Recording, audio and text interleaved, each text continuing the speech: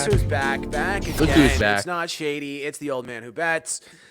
Hello, hello. Snowing here in New York City on this beautiful Wednesday. Thank you last week to Ant and the Sharky Waters Nation himself holding it down as I was skiing out in Montana. But, Ant, I hope you didn't miss me too much. I'm sure Big Bro did an A-OK job.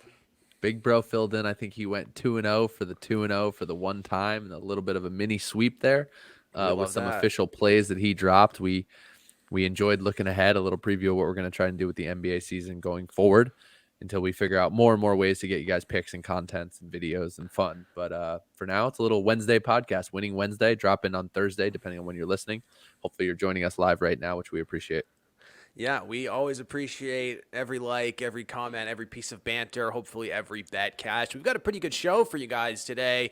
We're talking about the NBA tonight, so we've got some bets that are actionable immediately. We're going to talk a little bit about the quarterback circus going on in the NFL, and then we're closing out with a look-ahead spot, a couple games we want to target this weekend to hopefully churn out some profit. So all good on that front. I just got my retweet out. I hope some people are funneling in here. And I think we are. Like, I see 68 people. That sounds almost as good as 69. And I think we can probably take it away. Where do we want to start? Giggity. Let's start. Let's dive into tonight. I think you got a prop. We'll talk about this side a little bit. And then I got one or two sides I'd love to get into. It is a full slate. I will just start by saying that. Bet responsibly when you got 12 NBA games on a winning Wednesday. They're definitely taking advantage of less baseball chat. They want to get back the momentum and the eyeballs and the ears from the NFL QB carousel. So 12 games on the slate. I think there's some good ones. There's some Tankapalooza spots here too. So we'll dive into one, which I believe is Chicago-Detroit. Chicago-Detroit, right? Man, I love that game right here. And, with my player props, I try to do a couple different things. One is try to avoid the blowout factor. So right off the cuff, if the line is, we'll call it bigger than 7.5, I'm not looking at it. There's a lot of spots. And that happened to you recently. I think it was a Clippers or Rockets game. Maybe it was Clippers versus Rockets. Yeah, it was the Clippers versus somebody. Zubac got there, even though he didn't play the fourth quarter, and the other guy I needed didn't because he didn't play the fourth quarter. Even last night, right? I had the Warriors. I had Looney for over rebounds, over points. I think it was 7.5 and 8.5. He had 7 and 6 at the end of the third quarter, and then played 0 minutes because they were up by 30. And that was one. It happens, right? You need 4 quarters more often than not when you're handicapping these games to get there. So, is the 7.5 cutoff mathematically driven? No, not quite. Haven't done enough research to find a correlation between what spreads are more indicating of blowouts, but it feels like a safer place for me to just target these close games. And, the struggle there, Ant, is a lot of times, like when you're playing against the Kings, for example, they're 30th in opponent 3-point percentage, and I have it right here, and 28th in 3-point percentage, and 29th in opponents' points and paint. So, in terms of player props, you are salivating over that, but then the spreads are always 13.5. Right. And that's just a tough cookie to bite into. I don't know, whatever it is. Anyway, Chicago here versus Detroit. This is one that I was expecting a far bigger spread, right? It's only 5.5, maybe even down to 4.5. So, on the ocular pat down, this was not a game I thought I was going to be able to attack. But we do see this Detroit team 30th in opponents' 3-point percentage and 22nd in opponents' points in the paint. So I went a little bit deeper and was trying to hone in on what position would really pop tonight. And shooting guard is that one. This Detroit team is in the bottom 50. So what a couple websites I use looks at 150 placements. There's 30 teams with 5 positions each, so it ranks versus that. All positions, all stats. In the shooting guard, they're 135th out of 150th in 3-pointers made and 134th out of 150 for points per game. So bottom, both almost close to league worst out there. So who does that bring to us to? And that brings us to Zach LaVine, shooting guard. You always feel good when your research takes you to an absolute stud. And there's a couple interesting things here, that I looked at. He is averaging 24.6 points per game, 7.2 3-point attempts per game. A lot of times I like to handicap opportunity. Of course, these professionals need to go out and still hit shots. Sometimes they do, sometimes they don't. But opportunity is what we're looking for. But what I thought was really interesting is even though this Detroit team is, worst in the league, 30th in opponent 3-point percentage. Zach LaVine has actually shot 9% worse from three in his three matchups versus Detroit this season, 31% versus 40%. So a little scary there. What do you think? We press forward? I think you press forward. LaVine is a man who I think what I've liked watching him just from an eye test perspective this year is he can still go get his, but he can also play off the ball. So he's morphed a little bit as that roster has gotten better. And I think he's benefited from that, right? I think one downside tonight is you still don't have Lonzo Ball back in the lineup for those Bulls. But again, they've been playing better as of late with that in the mix. And look, you are not looking for the Bulls to crush or the Bulls to win here. You just need to make sure that volume's there for LaVine, right? And I think the stats you mentioned speak to that. Yeah, for sure. And, we look at the line versus his averages here. He's averaging 19.3 points per game against this Detroit team versus, again, a 24.6 season average. That's almost 5 points worse. Yet the line tonight is 24.5, a minus 105 at DraftKings. So I think that line speaks to, him perhaps just being outlierish versus this Detroit team. And it should regress northward. And, also did look a little bit deeper into those matchups. Some of those games were deflated due to the blowout factor. On the 11th of January, he only had 10 points, and they won by 50. He didn't play for the final 16 minutes of the game. Was he going off before that? No, but would he have gotten closer with a final, 8-minute push? I would imagine so. And his only close game with Detroit was on the 20th of October, and he dropped 34 points. So if it's a close game, and I think that -5 line is indicating it will be, I think this is a prime spot for LaVine to do LaVine things.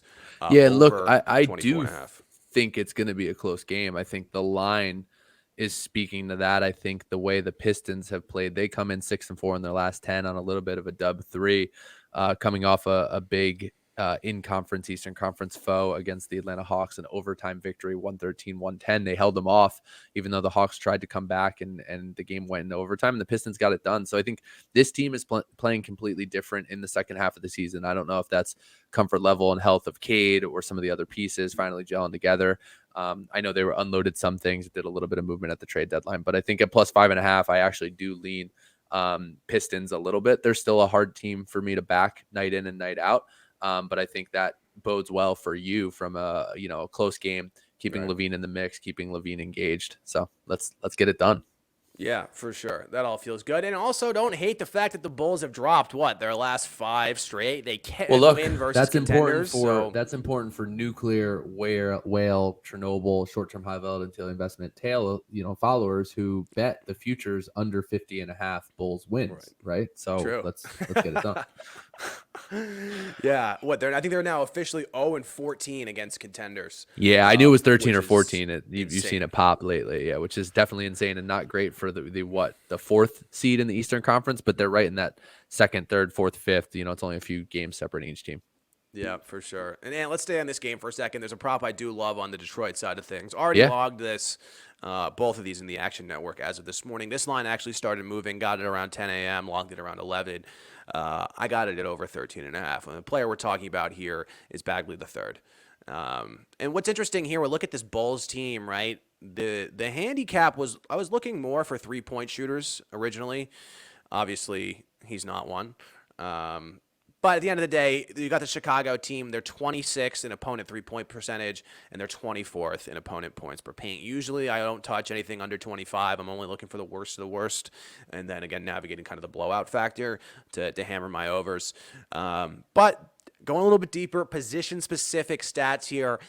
Chicago against the center is 148th out of 150 in terms of points per game, and 144th out of 150 in field goals percentage. So I know what you're thinking here, Ant. Oh, Bagley, he is not a center. You're absolutely right, my friend. But Isaiah Stewart is out, at least for a little while, with a knee injury as of last night. So the backup, who's going to get more points? It's either going to be Kelly Olynyk, the second coming of Jesus with that hair, or our good friend Marvin Bagley III. So I'm looking at Bagley here. I think he's interesting. We did see his minutes increase last night after Stewart went down. He played 36 minutes, the previous most. He hadn't played 30-plus minutes since January 14th. They did go into overtime, so that's a little inflated, but even so, that's going to be right in the 28 to 32 range without overtime. And what did he do? He had 19 points and 10 rebounds. The game before that, also percolating a little bit, 18 points with 8 rebounds. So when I saw, again, a little bit of uncertainty here, which I don't love to attack unless I'm playing pickup basketball, but saw that 13.5 minus 120 on DraftKings this morning, knowing he's going to be more of a focal point on this offense, knowing that the Bulls allow a lot of points. I thought 13.5 was simply too low at a seemingly unadjusted line for the Stewart injury, and I had to jump all over it.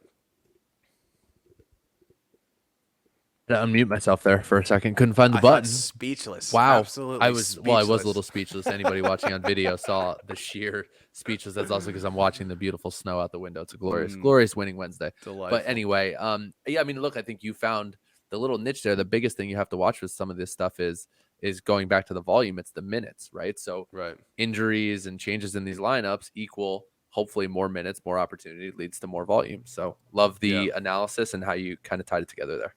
Big money, no whammies. And I should have a few more props. There's a couple more games I'm looking at. But once we hit 100 likes on that tweet, we'll get those out. Engage. Yeah, free to like, just like my picks. Free to play. That's right. So you want to stay in the Eastern Conference? I got one more for tonight. Yeah, let's do it. Why not? We'll do 2 quick ones. We'll do one Eastern and then one matchup I think you'll have some interest in. But the first one here is the Atlanta Hawks traveling to the Milwaukee Bucks for the in division, in this case matchup, the third of 4 that they'll play this year. So the Hawks actually come out with the early 2-0 lead. They've beaten up on the Bucks back in November, 120 to 100, and then again in January 17th, so not that long ago, but still a few months removed, 121 to 114. Both of those games were again in Atlanta. Atlanta was favored in one, I think. In the first one, Milwaukee had some injuries. Milwaukee came back, was favored -5 in the second one. Still got beat up. Now, the line here, still gives some strength to me to Atlanta slightly. And I actually just like, from a narrative standpoint, them to get it done here in the first half.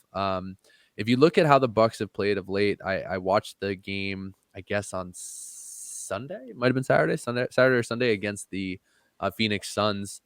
A little finals matchup preview. Shorthanded Suns team really hung in the game. Somehow, miraculously, did not cover, even though they were winning, I think, outright with about 3 minutes left. They didn't cover a -8 or -9, which was absurd.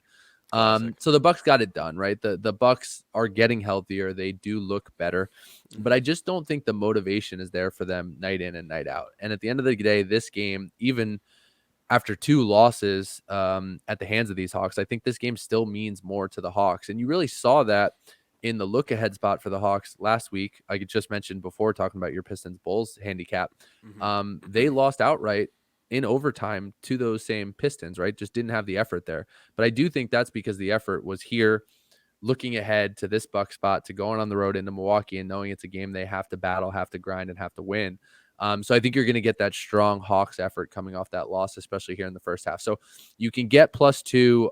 There's also a +2.5 at FanDuel. So I would grab the +2.5. I would play it down to +2 in the first half and look for the Hawks to keep this thing tight or have an outright lead at the end of the first half. And then maybe that could create some live betting opportunities for the Bucks too, who I think, again, are deeper, are better, but the motivation, some of the injuries, some of the guys they can't replace in this lineup right now, they're still struggling with a little bit of just how to play without Brook Lopez on defense, some of the shooting off the bench with Covington or Connaughton. So we'll see. And I think the Hawks in the first half is a good look. Nice, man. I like it. I did want to touch a player prop on that one. Bucks 3-point shooters.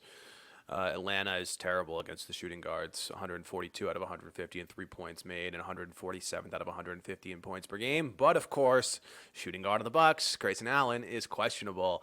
Yeah. So if he doesn't play, I think Middleton probably moves for the 2.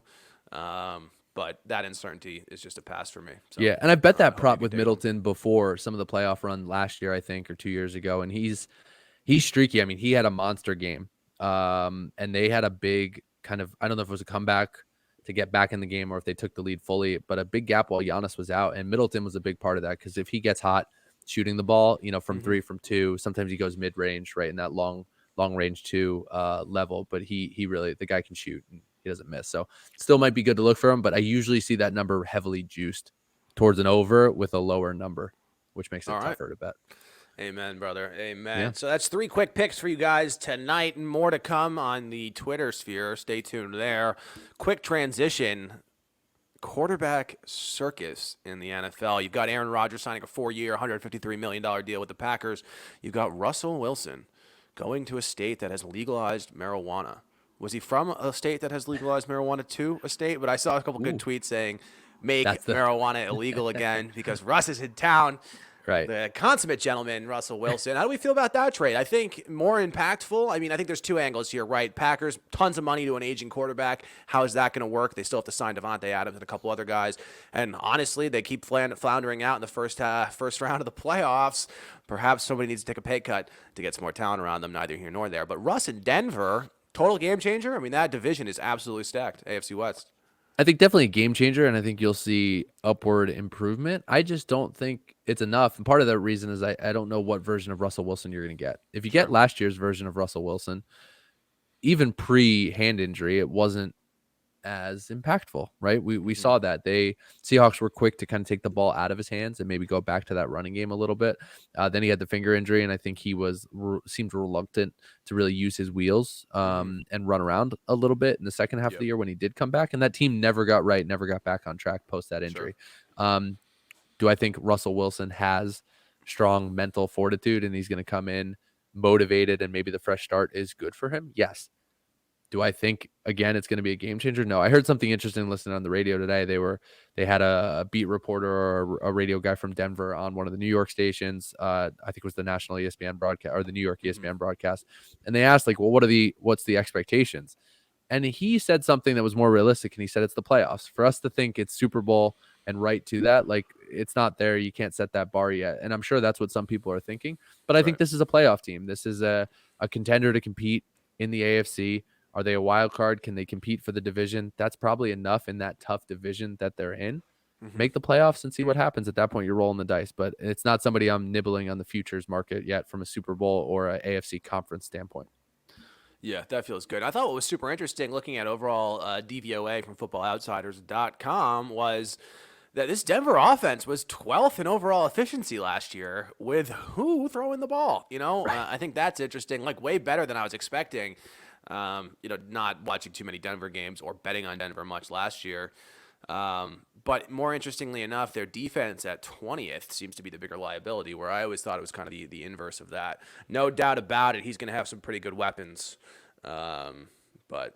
Yeah, underrated running back, better receivers. I think surprisingly, the defense, at least from what I remember, one of the games was against my beloved Dallas Cowboys, but the defense actually looked a little bit better post Von Miller trade. Now, what worries me here, trying to build a contender, you referenced it with the Packers thing, is like they still gave up a haul. Like you gave up a lot of draft picks. Now, they did have some draft picks stockpiled from some of these other moves that they've made to rebuild over the years, but you're still throwing into that quarterback. When is the rest of the roster ready? Is the offensive line ready? Was the defense where it needed to be? I love what they did at corner last year with Patrick Surtain. But they still need more pieces, more blue chippers like that. And now you have to go find a way to do that without giving up some of that draft capital. So I think that's going to be tough for the Broncos, for the Packers we mentioned before, because of the cap situation. It's an interesting offseason target, Yeah, for sure. And 2 other, I think, interesting scenarios here. How do we feel? I'm seeing rumors of perhaps Mitchell Trubisky going to the New York Giants. Game changer? I didn't hear that yet. Oh man. Well, so That's he's suddenly hot off the presses. He has suddenly been completely revitalized by by just being around Josh Allen. Is that the hand of Josh Allen has cured him? Yeah, and I think there's also an argument to be made that perhaps Mitch wasn't the issue in Chicago. We saw what happened when they brought in other quarterbacks. It was just as ugly, if not uglier. At least Mitch somehow willed this team, to the playoffs twice. I forget exactly. But that strikes me as pretty interesting. I believe in Mitch, at least maybe I don't believe in him, but I think he's not as bad as he gets credited for. So that would be interesting. And I got another hot off the press right here. The Colts are trading Carson Wentz to the Washington, what are they, the Commanders? The Washington Commanders as of 1:47 p.m. today. What do we make of that? Is this breaking news? I was not even aware of this. See what happens when I get in the car and I do all my podcast prep in the morning. I miss all the breaking news. This was a Schefter bomb literally Oh 10 man, minutes ago. Hot well, off I'm the glad presses. we went in late. I mean, we might be Yeah. off by 1:47 if we went live at 1:15. So this is perfect. I mean, I did see a funny tweet saying they should instead try to get Carson Wentz to gamble so he could get suspended for the year. So this is probably a better take. This is probably a better For sure. And man, I don't think Carson Wentz is the issue either, which maybe I'll get dragged across the coals for that take. Was he wildly unclutch last year? Yes. But who the hell was he throwing to? Zach Pascal as your best receiver is not going to be a game changer. Mo Alley Cox is fine. Doyle always seems to disappear. T.Y. Hilton is unfortunately over the hill, injured for more than half the season. And, of course, it became a little bit of the Jonathan Taylor show. But his numbers were pretty good, and I don't think he was the issue in Philadelphia either. You look at who he was throwing to there. Greg Ward and Jalen Reagor? These aren't exactly top 75 receivers he's tossing to in either scenario. Yeah. I would like to see him link up with Scary Terry a little bit here, and I think an underrated offense in the Washington. They are the Commanders, underrated. Right? They are the Commanders. The Commanders, and what's the baseball team? The Cleveland became the Guardians. So I think we get the Guardians and the Commanders now. The Commanders sounds like it's like two Halo squads about to team up. It's either that or we're kicking off like a Marvel Universe movie, or something. Yes, sir. But I'm pumped either way. Look, that's interesting. I'd love to see what they gave up there. I don't know if that's been released yet, but probably better for both sides. Washington definitely needed to make a move, I believe. Wow. Not confirmed. Yeah, I'm surprised. Believed to be. I would love to know what the Indy plan then becomes, right? What do they have up their sleeve, or what are they trying to do in the draft? Because you always thought they were a quarterback away. They tried to solve it with Phillip Rivers, didn't get there. Right. We were both high on that move heading into our first podcast year. And then the Wentz move, I think we were both high on coming into last year. And I tend to agree with you. I don't think, at least in Indy, he was the full problem. They had good talent around him, probably forced and tried to do too much with a roster where he didn't need to do that. Now I worry with him going into Washington, where maybe they do benefit from him taking more of that initiative and taking more of that lead. Does that lead to a worse Carson Wentz that you get? But they have a really good defense. I think, like you said, it's really what they're going to get and continue to build offensively. He improves that right away, I think, right from the start. And now it's just a matter of the other pieces maybe you can put around him. Yeah, for sure. And fun fact here, the Carson Wentz draft picks, the Colts traded a first and a third. The Eagles traded 2 firsts, a second, a third, and a fourth. And now the Commanders have traded 2/3. So there's a lot of draft capital officially invested in tied Carson to one Wentz man over the years. Yeah. So I guess something to monitor. I don't think I'll be drafting him on my fantasy teams with the first overall pick, and perhaps not my 16th round pick either. But who knows? Crazy things have happened. Oh God, I love it. Well, he's back in the NFC, so I'll enjoy watching him 2 times a year. Yeah, and I'm sure I'll lose some more money on the Washington Commanders to win the division 2 years in a row. But definitely, hey, I don't know how that defense was so bad, but we're a ways away from the NFL. So we'll sit back and steer us back into a little NBA look ahead spots. We got a great weekend ahead of us. I believe 8 games on Saturday, 7 games on Sunday. I think you also perhaps had something on Thursday or Friday to get us to the weekend. Where do we want to go here? Yeah, you got a couple Friday night. I didn't go super deep on those, or maybe I did. I got to check all the. There's so many games here. It's a lot of games when we're looking at 4 or 5 days in a row. But the one I want to touch on quickly on Thursday, and we'll try to go in chronological order here, is the Brooklyn Nets at the Philadelphia 76ers. I think this is really going to be, a fun game for all. Definitely on a national level. We'll see who cares about it in the New York area. I know I do, but I might be one of 5 Nets fans out there. So, you have the first matchup between these two teams post the blockbuster Harden for Simmons plus some other pieces trade. The unfortunate thing is, I guess I shouldn't be surprised. No Ben Simmons in this matchup. He does not want to face the Boo Birds in Philly, and there's some other things going on. Major bummer, right? We wanted to see it. Just for the entertainment value alone. 100%. I know, again, there's some rumors about the back, and then I also think internally, I think they're trying to protect him a little bit, but it is what it is. What we are still going to get is some MVP caliber candidates. You have still Kyrie Irving. Because this is a road game, he will be able to play with which is huge. Kevin Durant is back and looks like he never missed a beat. I think he's played 3 or 4 games since coming back from injury. And then you have Embiid and Harden on the other side. So still a star-studded matchup, and one that I'm really looking forward to watch just to gauge both of these teams post this. So when you look at the matchup history here a little bit, Brooklyn leads the season series 2-1. They won the first 2. Surprisingly scored 114 points in both games, 114-109, 114-105, and then Philly came back on December 30th and won 110-102. But I think you have to throw a lot of that out because these teams have completely changed the landscape and the way they look. Sure. And you're going to have a playoff atmosphere in place here. So, I will be looking probably no matter what to enjoy the game. But to me, if you get a short Brooklyn line, I think it's telling because when you look at where these two teams have gone and some of the roster issues and health issues that the Nets are having, keeping the same guys on the floor, trying to find some continuity because they have a lot more moving pieces than even the new Sixers. I think that to me is going to be pretty telling that, there could be a lean here to the Nets in this spot to get motivated. One concern is Embiid, and you might have some matchup data on this too, of just, I don't know how they're going to stop him. Now they can at least throw Drummond back at him, but he's historically eaten Drummond up until Drummond was in Philadelphia with him as a backup center. And then you have Nicholas Claxton, who I love, and defensively, puts out a good effort, but weight-wise and strength-wise, I just don't know if he can hang with Embiid. Yeah. Now, at the end of the day, I do think the Nets have more depth, which is one reason why I'd look to back them. And if you look at what Kyrie was able to do the other night in a victory against the Hornets, he just completely changes the makeup on offense and the way they can spread it out. And that depth that they have, that shooting that they have, I think is going to come into handy against the Philadelphia team, especially if they can get somebody to match up a little bit with Harden and slow him down because they might not be able to stop Embiid. Yeah, for sure, man. I got nothing to add to that one. I can't wait to watch it, and hopefully we'll have some props. But hopefully maybe even an Eastern Conference Final preview. Hopefully we can get Kyrie back on the court, home and away, after he dropped a 50 bomb last night. Yeah. 50 bomb, went for 50 against the Charlotte Hornets and looked smooth doing it. Made it look easy. Yeah, I love that. Good stuff, man. Quick look ahead for me as well. I'm looking at Saturday. A bunch of games I'm trying to avoid, honestly. I think the Utah line versus Sacramento is going to be too big. They've played twice. It was 7.5 and 9.5. I'd expect it to be in there as well. And a couple other games. But one game I thought was going to be really interesting is Cleveland versus Chicago.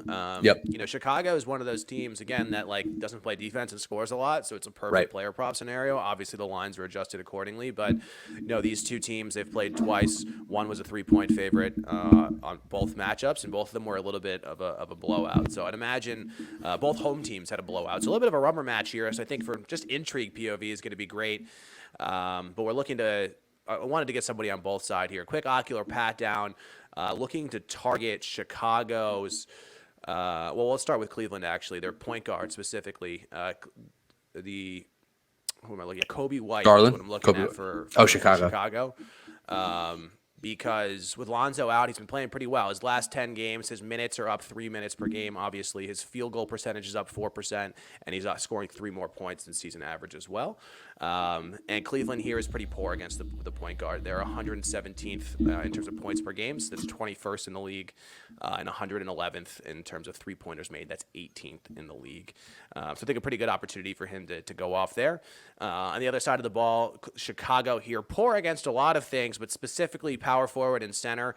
Center 148th out of 150 in terms of points per game, 144th out of 150 in field goals per game. And this is one I really do love because Jared Allen is out for indefinitely. So all of a sudden, hello, Evan Mobley. He's going to be able to ball out. Last couple games, he has seen that minute increase where they were splitting time. Yesterday he saw 36 minutes and scored 22 points. On the 6th, he scored 20 points on 36 minutes as well. So those two games specifically compared to his last 10, 8 of which he was splitting time. His minutes per game is up 3. His points per game is up 7. And his field goal percentage is about the same. So with increased usage, he's not dropping off at all. His lines have been holding, interestingly, around 16.5, even without Allen. If we can get it there, great. I think we're safe to play it up to maybe 18.5, maybe 19.5. The next games this week will be huge on that. And then in terms of the power forward, I think we look for good old Lauri Markkanen, who we did cash in on last night over 6, maybe it was 2 nights ago, I forget. But another great matchup there on the power forward side of things. So obviously we need lines. Obviously we need starting rosters and all that. But those are 3 guys I'm going to be looking for on the Saturday slate. Yeah, and look, jumping in back to Friday with those two, with one of those teams is Cleveland also plays Miami at Miami Friday night, which is another good Eastern Conference matchup. These teams have been jockeying for position. Cleveland's obviously in the top 6, I think, right now. I think they're either 5th or 6th, and then Miami's either 1st or 2nd. I know they've been moving back and forth with Philly a little bit, but I think they're still holding the 1st spot. Interestingly enough, in that matchup, again, of 2 good Eastern Conference contenders, Cleveland's beat up on them twice. In early December, it was 111-85. Mm-hmm. On December 13th, it was 105-94. Since that time, these teams are, I wouldn't say they're moving in opposite directions, but Miami has definitely surged up the board and up the standings, and Cleveland has come back to earth a little bit of regression from where they started. Still a great team, but I think the thing you mentioned, Jared Allen not playing, Garland still being a little bit banged up. He's been in and out of the lineup. And then some of the other injuries and things they're dealing with. I still don't think Rondo's back. They obviously shipped Rubio off because of the injury that he had. I think if you see line strength here, line movement towards Miami, which you're probably going to get in the 5, 6 or higher range, I think that's a really strong line, and tough to lay those types of points in the NBA. But again, if you just look at the movement in some of these games, in that 111-85 victory, Miami was -3. In the 105-94 Cleveland victory, it was Cleveland -5.5. That game was at Cleveland. The first game I mentioned was at Miami. So the big comparable there, although it was early, December 1st, is Miami -3 at home, and they got walloped. You're probably going to see this line come back and look stronger. And like I said, if I see that moving in that direction, especially to a strong place, Miami probably a play on Friday night for me. Love it, man. We got Thursday, we got Friday, we got Wednesday, we got Saturday, we got the whole week covered here. And any parting words before we let the good people at home get back to whatever they were doing? Yep, I'll sneak in another pick. Dallas Mavericks -8. The Knicks on on a 3 out of 4 on this massive road trip. They've looked better of late. They're playing great. Luka gets his revenge for a blowout at the Garden. Mavs -8 tonight. Parting words. Boo. I think it's in Dallas, isn't it? It is. Yeah. For sure. I hate that pick. The Knicks are percolating, baby. Cam Reddish went off for 19 a couple games ago. Randall for 46. We're back. The curse of Porzingis is out, so the Mavs can now beat the Knicks. Very fair. Ant, you want to put a martini on that one? Yep, let's do it. All right. I got, was 8 or 8.5? I got 8. I got -8, -115 at DraftKings. It's 8.5 or 9 in some other spots. So grab that 8 at DraftKings before it disappears. All right, because it's at 8, 8.5, and 9. Let's settle at 8.5 for the martini bet. I'm gonna regret that hook, but yeah, let's do it for the martini bet. I'll give you the extra half. That's the extra olive right there. I hope Julius Randle gets to the free throw late. Yep, for sure. And the martini bets on this show, I'm winning 2-1. And it's not a subtraction here. He's not only buying me one martini. We're grossing up the martinis and the cocktails. Yep, exactly, man. All right, guys. Well, thank you so much for listening, watching, whatever you're doing. Hope you tail with us. Hope you cash with us. This always will be short-term high volatility investments. Until next week.